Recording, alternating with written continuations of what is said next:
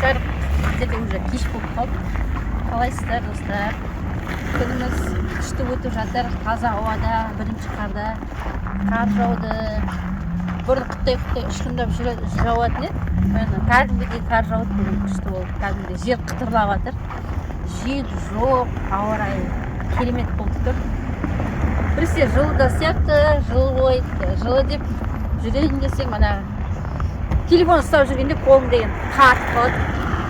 Андай аяз бар, бірақ жақсы күшті болып тұр. Қазір былай қарай Кумановка жаққа қарай үйіме қарай кетіп бара жатырмын. Таза ауада жаймен баратын. Мына площадьтың бойында кетіп қой, мына жердегі жалауымыз жоқ, желбіреп жатқан. Жалау қайда кеткен? Кеше жел болған кезде алып тастаған болып тұр ғой жалауда. Жалау жоқ болып кеткен. Бүгін енді күн тынық. Неге ілмей жатыр екен? Кім біледі? Бұл далада бір андай праздничный жаңа жылдың несі жоқ сияқты әлі. Тып-тыныш, ондай қатты дайындық жоқ. Жұрттар әркім өзінің шаруасымен жайбарақат жүрген. Жаңа жылға ешқандай дайындық жоқ көшеде. Тып-тыныш. Көшеде әлі елка көрген жоқпын.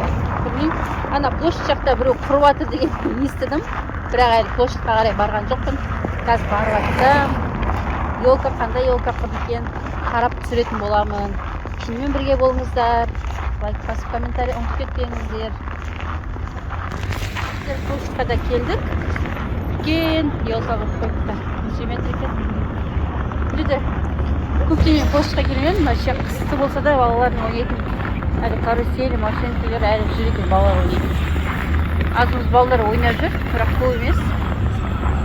Күн қалқында болған. Елкамыз мынандай қылып құрып қойыпты. Ұзын екен, биіктігі неше метр деп ойлайсыздар? Қанша метр деп ойлайсыздар? Жаза кетіңіздер маған. Әдемі болып тұр елкамыз.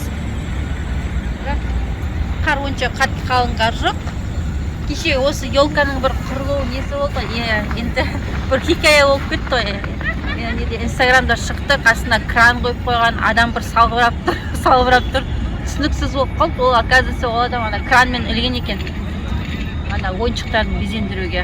Бірақ енді соны сол туралы бірталай әңгімелер жазылып жатты. Негізі ол кранмен ілу дұрыс емес екен. Сонда бір қарастырып жатқан сияқты қазір штрафтарын салып жатқан. Сондай деп естідім, әйтеуір ұзын бұлақтан. Осындай болды, әлі андай жалт-жалт жайтатын. Светтер құрмаған сияқты, что-то көрінбейді да светтері. Кешке қарай светтерін құратын шығар, может, қараңғы түскесін. Мына жерге бір, андай қасына тағы да бір нелер болады ғой, қыста аю, снегурочкамен аяз ата, бірдеңелер, сондай сияқты суреттер қойып қойса да, адамдар суретке түсуге. Бірақ әлі ерте шығар, может, болатын шығар тағы да. Бұл жерде бір тоқ келіп жатыр ма? Светтер жанатын шығар ана тоқ. Жаңа жылымызда келіп қалды. Сіздерде қандай жаңа жылға дайындықтар болып жатыр? Қандай настроениелеріңіз, қандай жиналып жатсыздар ма? Корпоратив отырып жатсыздар ма? Айта кетіңіздер. Біздер пока ондай чувство жоқ сияқты, білмеймін. Айналада ондай ештеңе көріп жатқан жоқпын пока.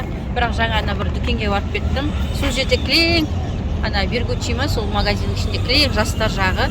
Бәрі көйлек қарап жүр. Кілең қыздар. Ер адам жоқ, кілең қыздар көйлек қарап жүрген. Соған қарағанда бір жерге отырайын деп жатқан сияқты. Ресторан, кафе, барларға енді полный болатын шығар олар. Бірақ басқа білмеймін. Сіздерде қандай план болып жатыр? Біздер семьямызбен қарсы аламыз үйде, бұйырса. Ал достар, үймен бірге болыңыздар. Жаңа жылға дейін тағы да кездесеміз. Подписка жасауды ұмытпаңыздар. Лайк басуды ұмытпаңыздар. Пока-пока.